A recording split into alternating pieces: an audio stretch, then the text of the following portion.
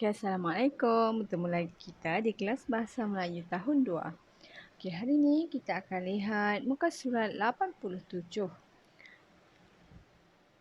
Okay, kemahiran kita pada hari ini ialah kemahiran menulis.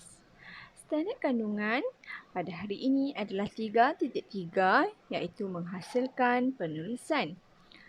Standard pembelajaran pula adalah 3.3.2 iaitu mengedit dan memurnikan hasil penulisan daripada aspek ejaan, tanda baca dan penggunaan kata. Hari ini fokus kita adalah untuk ejaan dan tanda baca. Okey.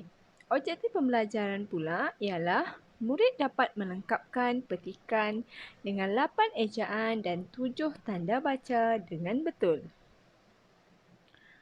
Okey, sebelum kita masuk kepada latihan, cikgu bagi penerangan tentang apa tu tanda baca.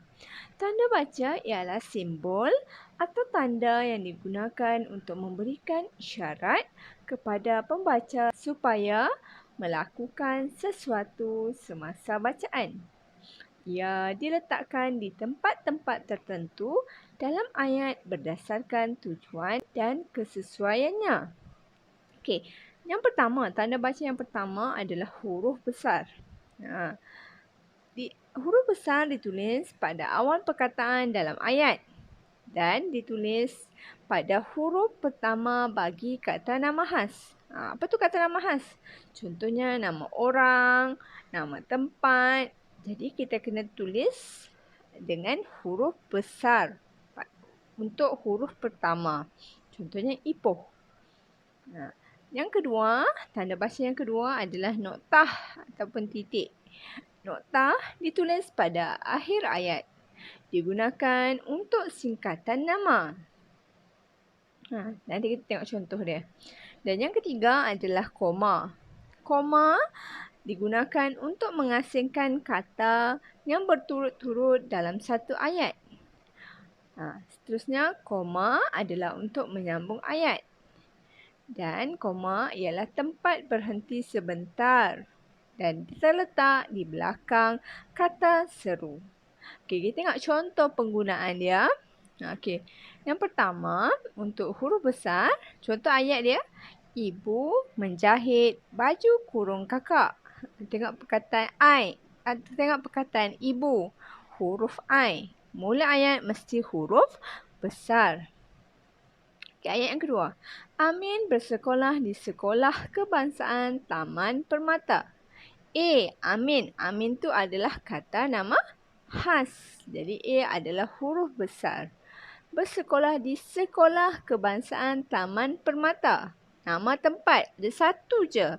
Dia adalah kata nama khas. Setiap huruf pertama untuk kata nama khas tu perlu ditulis dengan huruf besar. Okey, kita tengok pula yang kedua, titik ataupun noktah. Ayah membeli sepasang kasut sukan untuk abang. Di akhir ayat mesti diletakkan titik ataupun noktah. Okey, ayat yang kedua. Nenek saya dirawat oleh Dr. Ilham. Tengok perkataan doktor. Selepas DR dia letak titik. Kenapa? Sebab dia adalah singkatan nama. Kita nak tulis doktor tu panjang. Jadi dia tulis DR. DR titik. Kita fahamlah itu adalah Dr. Ilham. Syarikat Megah Holding Sendian Berhad. SDN singkatan. SDN adalah singkatan. Jadi diletakkan titik. Okay, faham ya? Okey, dan yang ketiga adalah koma. Koma. Contoh ayatnya, Puan Liza membeli ikan, sayur sawi dan udang di pasar tani. Antara ikan dan sayur sawi tu diletakkan koma. Sebab apa? Sebab kita perlu berhenti sebentar. Dan seterusnya tanda soal. Tanda soal ni dia di sebelah. Jadi cikgu terangkan dulu contoh penggunaannya. Tanda soal, contohnya siapakah lelaki itu? Tanda soal digunakan untuk kata tanya. Inilah tanda soal. Digunakan dalam ayat tanya, ditulis pada akhir ayat tanya. Dan seterusnya, hari ini kita nak belajar tentang tanda seru. Tanda seru digunakan dalam ayat seru dan ditulis pada akhir ayat seru. Contoh untuk ayat seru, cis. Letak koma. Beraninya kamu datang ke sini. Akhir ayat seru kita letak kata seru, tanda seru. Okey, boleh faham ya? Yang bawah-bawah ni cikgu tak terang lah sebab kita tak belajar hari ni. Seterusnya kita pergi ke muka surat 86.